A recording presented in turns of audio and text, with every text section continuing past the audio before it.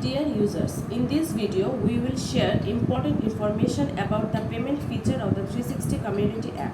Let's get started with opening the 360 Community app. Here we can see that the payment section is placed at the bottom end of the app's homepage. Tap on the payment feature. Next we can see the last bills due amount and the advance payment option. If there is any due amount, we can pay from the 360 app or in offline mode. We can also pay in advance.